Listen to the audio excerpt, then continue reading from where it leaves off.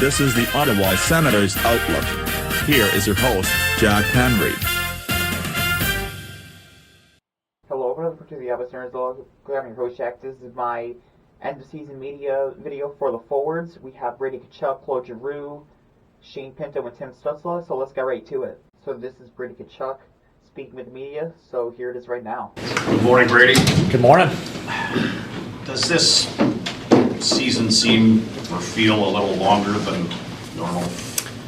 I don't know. I think it's the opposite. I think it flew by. I think each year it goes by faster, and I think that's what kind of makes it sad, is that it went by so quick. Now we have 6 months to basically miss the game, and I don't want it to be cliche, but I was thinking about it this last week and just realized how much I love playing in the NHL, and how I think what hurts the most is not being able to live up your dream and do your job for a long period of time. So I think that's what makes it so tough going into the summer, is that looking around and playing in front of this fan base and doing kind of what you love. So it's the reason what we do. Brady, when you were in here last year, you talked about how you were sick and tired of missing the playoffs. Can you reflect and put your finger on maybe where this team came up short this year? I don't think there's just one particular moment issue. I think at the end of the day, we just didn't make step forwards this year, and we took a couple steps back, and so it's frustrating. It's difficult. I'm not gonna lie, I thought I had very high hopes coming into this year, and for it to not happen, it's pretty disappointing. Upset, frustrated. It's all the words you can use there. It's tough, it's difficult, and it just takes some time to reflect and regroup here for the next little bit. A couple of years ago, you talked to Pierre Dorion about how you and Thomas talked to Pierre Dorion about how it was paramount that some changes were made to make the playoffs. Will you have that kind of discussion with Steve Staios, or have you had that kind of discussion with him, that you're tired of this? I think everybody knows. Whether it's how vocal I want to be versus not. Everybody knows it's.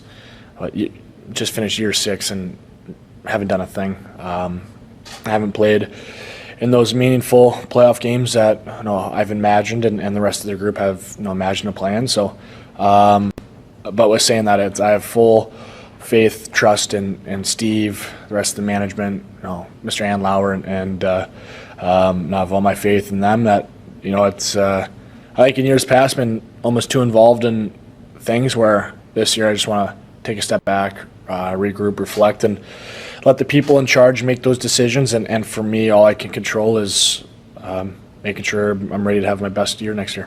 Have you had your exit meeting yet, Brady? And can you tell us, was it any different from others you've had in the past? I had mine first thing this morning. It's a lot of the same. It's sick and tired of losing. I don't want to be going home in April anymore. It's frustrating. Disappointed. At the end of the day, it's just disappointing. How different was it? I heard Michael Andlauer was in the exit meetings. Was that new for you, having an owner sit in there, and how did that change things? He actually wasn't. He wasn't. But I definitely. No, I saw those kind of going in. That I thought it was going to be the three of us, but no, it's just me and Steve, and thought it was productive conversation and criticism, and not criticism isn't the right word, but I think there's a lot of things that for me to think about, and there's areas in my game that need to improve, that it's going to be improved for next year. There's a physical burden in playing through an NHL season. Different things go wrong, aches and pains. But what kind of mental burden is there, especially when you're the captain of the team? Do you wear that? Does it wear on you during the season when the success you're looking for isn't necessarily happening? Honestly, yeah, this is probably the most difficult year I've had to date mentally. There are some days that, at the end of the day, we're playing a sport for a living, but there's so much pride within our team that, for things to not go well, it was tough for me mentally. There's some days that weren't fun, and usually, every day in years past, it's always been fun to come to the rink, but there's moments this year where it was difficult to kind of come and when things weren't going so well. So yeah, I mean, for sure, that mentally took kind of a toll on me this year, and with the disappointment and not living up to the expectations, and but I think with saying that, there is always lessons to be learned, and when there's adversity, that's all about the lessons you learn from it, and be better because of it. Brady, was that difficult because of the internal expectations you guys put on yourself, or the external, and kind of hearing the fan noise?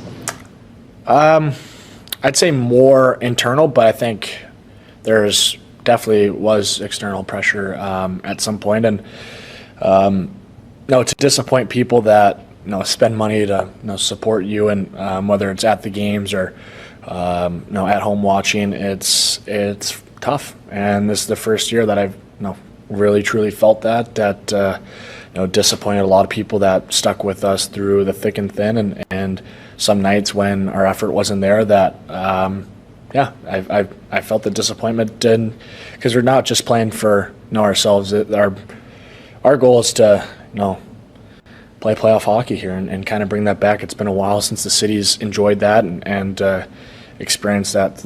And I've seen it firsthand with Matthew last year. That was my motivation coming into this year. That those are the memories I wanted to provide to this city, have this city rally around us, and create those memories for my family and friends. So for it to not happen, then that's where the kind of internal pressure kicked in, is that wasn't able to accomplish my goals for the season. So I'm going to take a pause there, and I'm just going to talk about that. Brady Tkachuk, obviously, talking about his brother making the Stanley Cup Finals with the Florida Panthers last season, and he wanted to use it as motivation. We all knew it. His headshot before the season, he looked super determined. He seemed very locked in. You could tell he wanted to have a big year, and he really did have a good year at 37 goals this year. But obviously the Senators, it wasn't enough for them to make the playoffs, so I understand the frustration from him specifically. So again, he's talking about having a big career year, and to be quite honest, if they don't make it next year, we could be at risk of him asking for a trade, because he wants to play that playoff hockey. He's built for it. He hasn't had it yet in 6 years of his career. So again, we're going to have to wait and see what happens, but the Senators, they have to turn it around. Brady Tkachuk knows that, and he wants that too. So overall, I like what I'm hearing from Brady Tkachuk, so I'm going to continue right now. Now, there's been some chatter that management maybe needs to bring in some more leaders to show the young players on this group how to get to the next level. Do you agree with that? And do you think it's hard as a young group to learn how to get there when not a lot of you guys have done it? Yeah, I definitely think so. I think, I mean, to be honest with you, we kind of, I think there needs to be a little bit more of an accountability sense amongst each other and ourselves, that you can't just keep doing the same things. It clearly hasn't worked. Clearly we need to adapt. We need to make changes to our mindset, attitude, the way we play, because we've kind of had the excuse of, we're a fun team to watch. We have a lot of skill, a lot of offense, but at the end of the day, we need to find a way to play that simple, meaningful hockey on a day-to-day basis that I guess you could say kind of playoff hockey from day one to when it happens. So I think it's just a mindset mentality that each individual needs to work on this summer and be prepared to do next year. Brady, what's your message to the fan base today? Well, first and foremost, I just want to say thank you to everybody that supports us on a day-to-day basis. It's the reason we do what we do is to represent them well, and I know it's disappointing this year. Everyone internally, externally had high expectations this year, so I'm really sorry about not living up to those expectations. But just again, thank you for sticking with us, not turning your back, and I know there's going to be good things coming down the road, and it's just up to us to learn from our mistakes, and I think we're going to do that. So I just want to say thank you. Love playing for you guys, and can't wait for next year. Will you play for Team USA? Yeah, I'm going to Worlds. I didn't really want to touch on it during the season because I wanted to focus on playing and finishing off hard. But yeah, I made the commitment to go there, and they haven't won gold since I think 1933 or something like that. So yeah, to be able to play in May and start learning how to handle the games in May is something that was important to me, and yeah, I'm excited to represent my country. No offense, Bill. How important is it for you to find a balance between what happens at the rink, maybe the difficulties that happen here, and establish and put drawing a line between that and anything away from the rink? I think you guys know I'm a pretty passionate guy about what we're doing here. I care with everything I have about this team, my teammates, and the city, and no, it's been difficult to not take kind of those problems home, but luckily for me, I've a great support staff, with my wife and my family that I'm able to talk to about all these issues because I've my dad and brother live it, and I'm just very lucky. I'm very lucky to have the people I have in my life, the people I have here that I can rely on, and next year it's going to be a different story. I can't be bringing any of the drama home because I got to be a dad. So very excited about that. It's going to be great. So yeah, I'm going to leave. I think it's going to help me in the long run, where everything that happens at the rink stays at the rink. So that was Brady Tkachuk's presser. Obviously, congratulations to him and his wife Emma for the new baby. But I had to agree with basically what he said for the most part. He basically said that he doesn't want to be eliminated in April. He wants to adapt to different things, and the Senators need to change next year. So basically, all we're saying is what he's saying in this one. And he had a phenomenal year, so I'm looking forward to seeing him next season in the Senators jersey. And without further ado, here's Claude Giroux. How would you sum up this season, personally, team-wise? Pretty frustrating. Last year we thought we took a step, and we were hoping to take another step, but that wasn't the case. Pretty much everybody's frustrated in the situation that we're in. Brady said that he felt you guys took a step backwards instead of forwards. Would you agree with that? Yeah, I mean, we did a lot of good things. A lot of things happen off the ice. Could be coaching change or ownership and all that stuff. It's obviously not excuses, but there was a lot of movement, and at the end of the day, you just got to find a way to get the job done. In your experience, though, being a veteran, how does a team move forward instead of taking a step back in these kind of situations? Like, what causes that? Next year is going to be a big year for us. We feel like we can be a playoff team with the players we have. We just got to be more consistent. We show that we can play against anybody, and when we're playing well, we're a tough team to beat. But we just got to do it every night. You saw in flashes what this team is capable of. How does this feel different than the conclusion of other seasons, or in a way does it seem similar to other experiences you've had with the Flyers or the Senators? I think it's frustrating because we know what kind of team we can be. We know our potential. Yes, we are a very young team, but saying that our game's got to grow. We need to help each other better, play more as a team, and it's about being a pro, and whether it's a goal against or goals for or a loss or a win, it doesn't matter. You just got to keep grinding and keep pushing forward. This is $1 million one. How many coaches does this team need? That's a good question. A lot of good coaches out there, obviously, and I'm sure Steve and his staff are going to look at all the possibilities, but there's a lot of guys out there that I don't know, and some guys that coached me before, and there's there's no coach with this a special recipe. It's about being able to have a coach puts a system in us, the players, to be able to play the way he wants us to play, and we need to be consistent doing that. So Hit it right on the nose. at the end of the day, it's on the players. One of the things that's made you successful as a player, though, is your ability to play at both ends of the ice.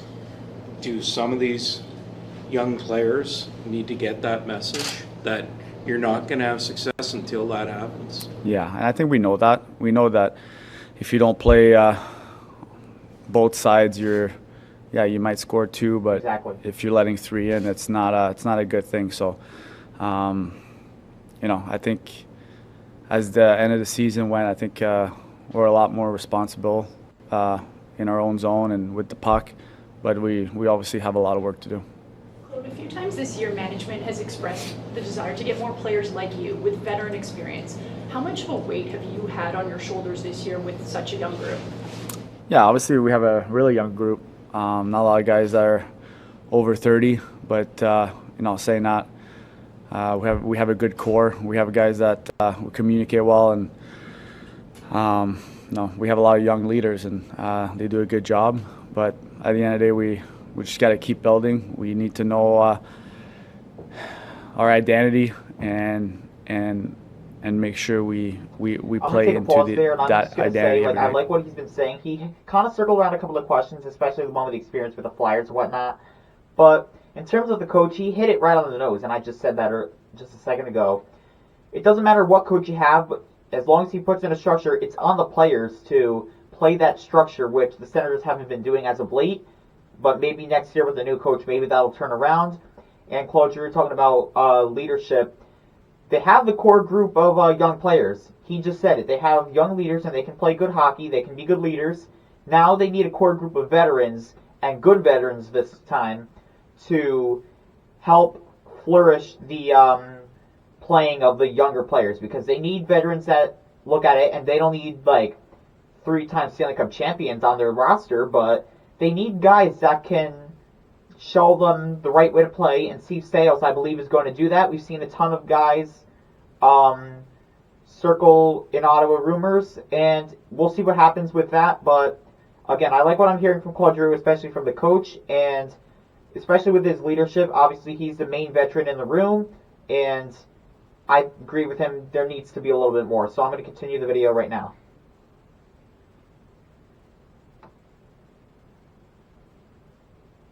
This is in French. Il manque à l'équipe pour passer à l'étape supérieure, de retourner en séries éliminatoires. Parce que tu as mentionné que c'est frustrant, l'équipe, tu avais l'impression qu'elle avait progressé la saison dernière. C'est quoi l'élément manquant actuellement?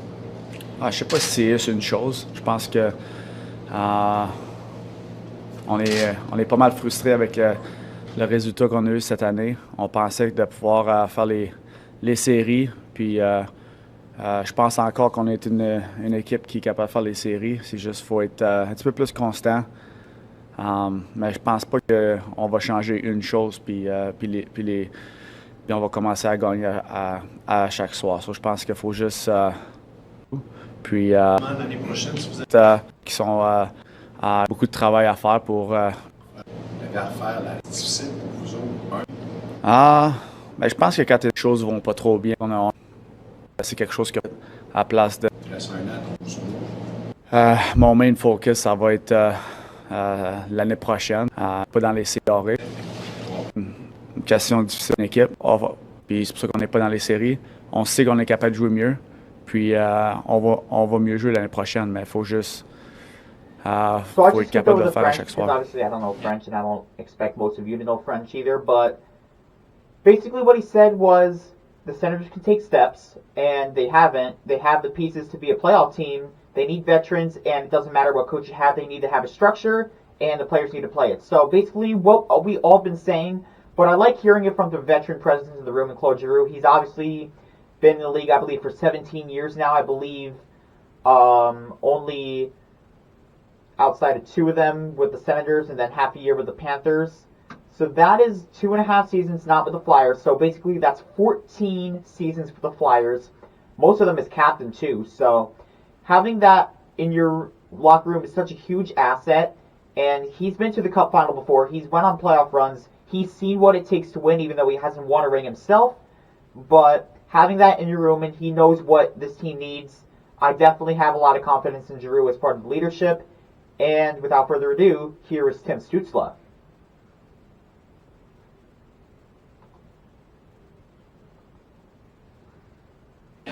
Tim, can I just start by asking about your health? How are things progressing? Yeah, it's been good. I mean, I'm gonna try and see some other opponents in Germany and try to get it better. And I haven't been feeling great for a year and some things. So yeah, it's gonna be all good after the summer, and gonna be ready to go for next year. You haven't been feeling it for a year. Is that what you said? No, there's always during the year. I think there's some stuff going on with a lot of players not healthy, and yeah, I'm just gonna see how it is. But I'm gonna be good to go for next year. Yeah. Anything you can tell us about the nature of the injury? It seemed like kind of in the neck area. Yeah, I know.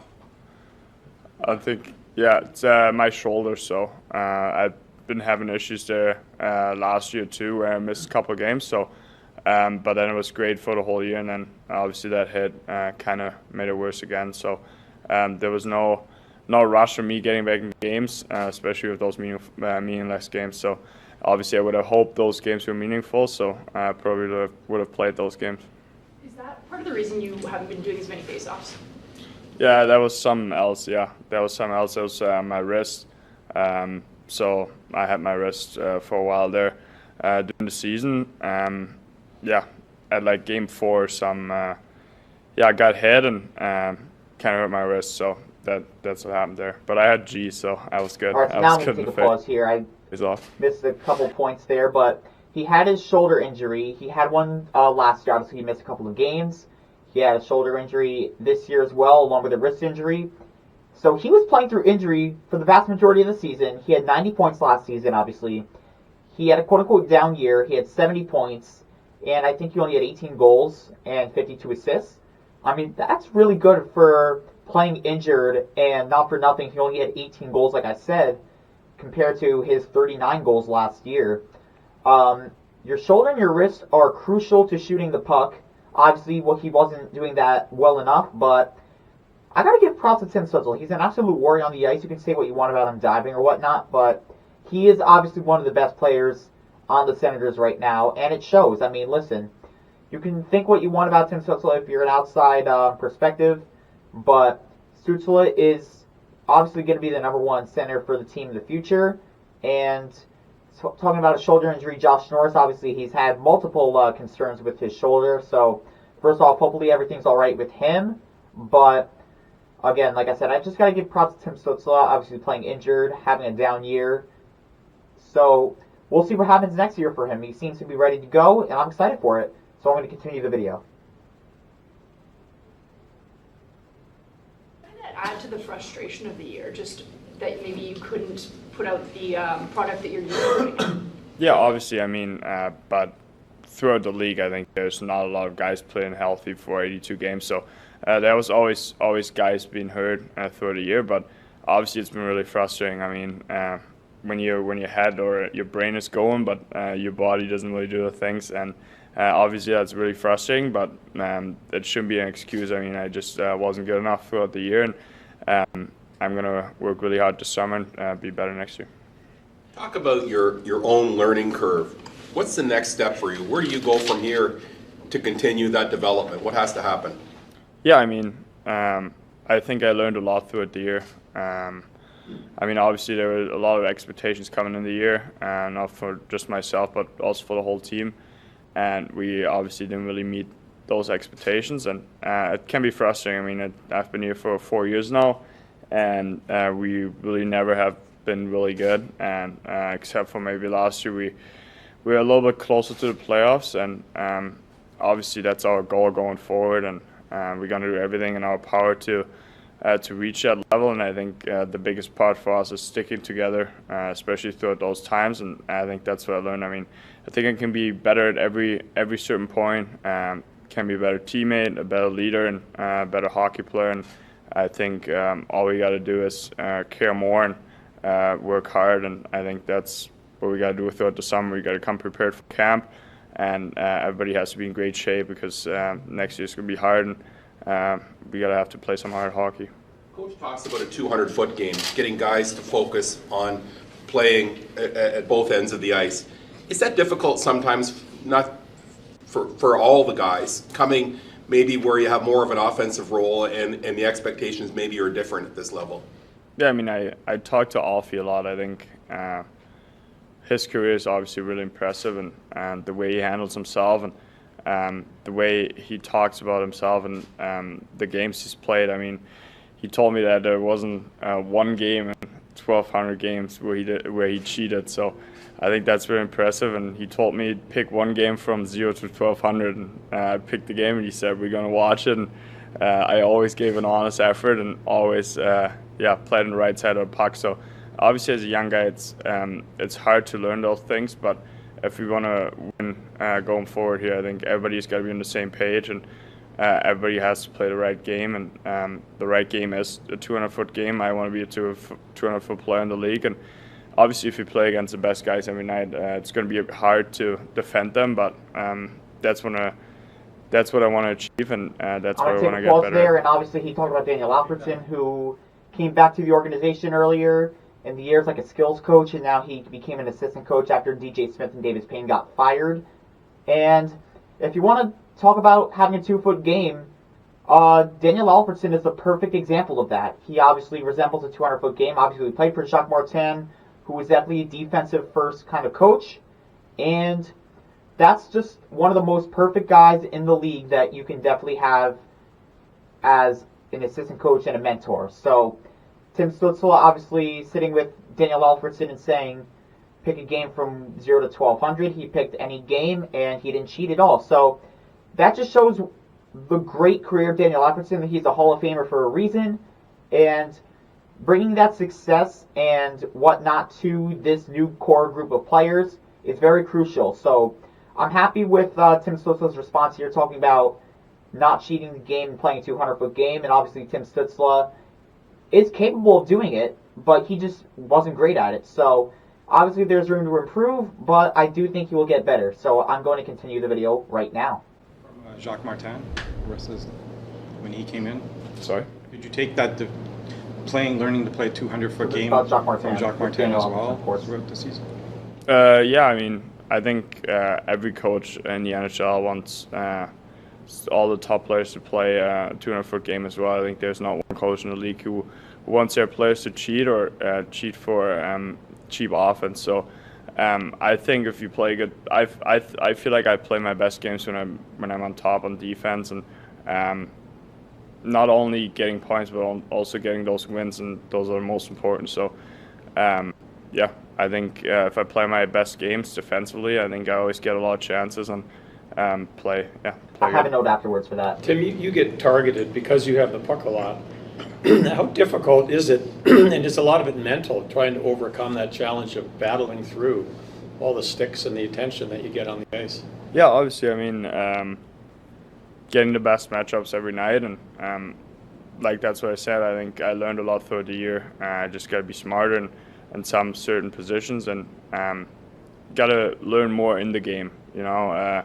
Got to learn what the other players do every night, got to know what the goalie does, got to know what the other centers do, and then anticipate more plays, and you know, I mean, like, don't cheat on defense, but anticipate what the other players are going to do if you watch clips, if you watch film from them. So I think there's a lot to learn this year. Obviously, didn't work out the way we wanted to, but I'm really excited to be part of this group, and yeah, can't wait for next year. Is it safe to say no Germany then this summer? No, we just talked about it. From the shoulder and the wrist. Yeah, we cut it off. I was thinking about it for a longer time, but yeah, it just doesn't make sense this year. So again, Tim Stützle obviously not going to Germany. Like I said, I think it's better off for him to not do it, obviously with the wrist and the shoulder injuries that he went through throughout the year. And talking about Jacques Martin, obviously, and having coaches with their 200-foot game, DJ Smith never really coached that, and you can throw a little bit of that towards Jack Capuano, who's obviously the D coach, who honestly might not even be back next year. But obviously when Martin came in, he definitely put down a little bit of a structure of a 200-foot game. Obviously, he didn't really resemble it as much. However, it definitely paves the way for the new head coach to be like, this is what we want to be as a team. You got to play 200 feet on the ice, which the Senators never did under DJ Smith. So I like that the Senators are taking credit for that, and obviously they were defending DJ Smith. Obviously, he was the buddy in the room, and Capuano was like that even when he was with the Islanders. So the Senators know this is a big year. Obviously, we hear that all the time, but I do appreciate some of these comments that these players are having, especially Tim Stützle talking about Daniel Alfredsson, obviously Jacques Martin with the new systems or whatnot. So the players know the year is big. So without further ado, here is Shane Pinto. It's roughly 6 minutes, so we'll get to that in just a second. How would you sum up this year? Yeah, definitely a roller coaster, I think, for the organization and myself. But I thought it ended off pretty good, and just looking forward to the summer, getting better, and coming back ready to go for training camp.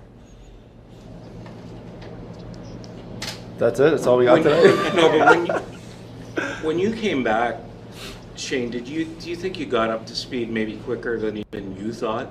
Yeah, 100%. I think. He did play good. I don't want to say I've doubted myself, but it's not easy coming in after 41 games and missing all that time. But I put in a lot of work. But yeah, it definitely went better than I expected. But credit to my the training staff here and everyone around me that got me better and got me ready to go. So it's a credit to them. Where's your mind at in terms of getting a contract done here? Yeah, I've said it before. I want to be here. I love the boys. I love the community. I love the organization. So, that's between my agent and the organization, and we'll see what happens. Are you guys close, do you think? We'll see. Yeah, I mean, it's tough. You just got to find a middle ground, and hopefully in the near future here we figure something out. From your perspective, watching the first half of the season and then being inserted into the lineup the second half, where do you think things took a step backwards this season? I mean, it's tough. I think the consistency, obviously, going on the road, I think we really struggled. I think that just is a maturity thing. I think as next year, going into next year, we got to do a better job of being ready for those away games. I think if you look at our record on the West Coast, it's really bad, and that's the difference right there. I think we get 4 or 5 wins on the West Coast. I think we're right in the race. So I think that's a big part of it. We just got to be more consistent, and it's going to be a big summer for a lot of the guys, and we got to come in with a plan in place and be ready to go when it starts. If you don't have a deal done. So I'm going to take a pause there, and it's not even about winning against Western teams. Obviously, people are going to look at that and say we went 1-14-1 against Western Conference teams. The overtime loss against Los Angeles Kings, win against the Winnipeg Jets. It doesn't even matter. They just need to win games consistently. I don't care who you're playing. You could either play the San Jose Sharks or you could play the New York Rangers. Regardless of that, you still got to find a way to win. It doesn't matter if it's against a Western Conference team, a Canadian team, a Eastern Conference team, a division team. I don't care what it is. You've got to find a way to win, and it doesn't matter. So they got to figure it out, and I do think Shane Pinto knows that too. So we're going to continue the video. And how will can you get insurance to go to the Worlds? Yeah, that's what I'm going to do. I definitely want to go to Worlds. I think it's a good opportunity for me, and just to play more games. Obviously, only playing 41, so yeah, I think that's the plan so far. Being a professional athlete is often a roller coaster ride. There are ups and downs. For you, in particular, this past year with what happened at the beginning of the year, through getting finally probably the jubilation of getting back in the lineup, and the team isn't doing so well at times. How difficult is that to handle mentally at times, as well as the physical burden of playing the game?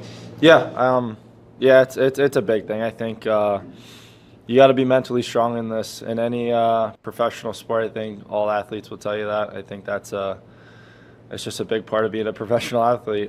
There's going to be some tough times, and obviously, I had a tough start to the year, but I had a lot of people around me that supported me, the boys, my family, the organization supported me, so it definitely made it easier on me, but definitely there were some tough times for sure. Is that overwhelming at times where the bads are stacking up and you're like, why me? No, I mean, you can't kind of think it like that. I just try to do the best I could with the situation I had and try to stay positive throughout it all. And, I think I did a good job of handling the adversity. I think it's just part of life. It's not going to be easy always, and that was my mindset going into it. So took it one day at a time, though. It was definitely a long road, but you just got to take it one day at a time, and that's what I did. At a certain level, does your performance in games coming back kind of surprise yourself? Like, have you thought that you would have so much success over that? This question is just no, I think I have confidence in myself. Like when I said I thought it was going to be a tough start just because I haven't played for a bit and I didn't have any training camp, so I maybe thought it was going to be an interesting couple of first games. But I think when I played those first 3 games, I played pretty well, and that kind of gave me the confidence to kind of have that consistency and play pretty well throughout the season. So I think it was just huge to have a good start. Who knows what could happen if I didn't. So, but yeah, it helped to have a good start. I'm not trying to stir the pot, but I don't know if you heard the story of Jonte Porter from the Raptors. Yeah. Jesus Christ, don't do this. Do you look at that matter with a little perspective and thinking that could have been you, and how amplified is the message that the league is received by you? How important is the message to be sent around the league also so that such a thing doesn't happen? Yeah, obviously that's. I'm sorry. I mean, I don't care if Shane Pinto got suspended for the 41 games for gambling, but obviously he said it was one of the worst times of his life. I hate when the media obviously picks apart someone like Shane Pinto, obviously for gambling or whatnot, or whatever the case was. As most of you know, a Toronto player or a player for the Toronto Raptors was banished from the NBA for gambling, obviously. I don't appreciate how the media goes about it and saying like how Shane Pinto, because he was gambling too, because there may or may not be a connection to that. Obviously, they both gambled. One got 41 games, one got banished from the league. So I hope Shane Pinto doesn't just become a scapegoat for this. Like, let's say I was a professional athlete, let's say for the New York Islanders, right? And I got suspended for gambling. And then let's say the next day, Shane Pinto went to the media and they were talking about me gambling or whatnot. I just don't appreciate that. I think it's a waste of time for him and the media, to be quite honest with you. And obviously they're going to compare it and contrast, obviously, because they were both somewhat similar scenarios. But I think for Shane Pinto's sake, I mean, I don't appreciate it, in my opinion. But we'll hear his response. I'm going to rewind it a couple of seconds. But let's hear his response. I personally am not a fan of this question, but we'll see. To be sent around the league also so that such a thing doesn't happen. Yeah, obviously that's a serious matter. Obviously getting lifetime ban, that's no joke. But I learned my lessons from it. I hope other people around our league learn their lesson from that situation and my situation, and hopefully they don't make the same mistakes. And it's serious stuff, so hopefully people learn from it and they take it for what it is and don't do what we did. So. All right, so just to cap that off with Shane Pinto, obviously he got suspended for the 41 games, and he was just talking about how banishment from the league is no joke, and you just got to learn your lesson, which Shane Pinto did, and he just said, I want to move on from this. I want to play hockey, and that's appropriate. So, again, obviously Shane Pinto answered the question, and I think he answered it in the best way possible, but again, those are my reactions to Brady Tkachuk, Claude Giroux, Tim Stützle, and Shane Pinto for the forwards. So coming out sometime over the weekend, I'll come out with my defense and goaltending. Obviously, that is with Thomas Chabot, Jake Sanderson, Jacob Chikrin, and Jonas Corposello. And then sometime next week, I'll be coming out with Jacques Martin and Steve Steo. So look out for all of that. Comment down below your thoughts on this one. But for now, this is Jack from the Ottawa Senators. I'll look and go, Sens go. Thank you for watching this presentation of the Ottawa Senators Outlook. For more of this podcast, click on the videos on the left and subscribe by clicking on the icon on the right. Thank you.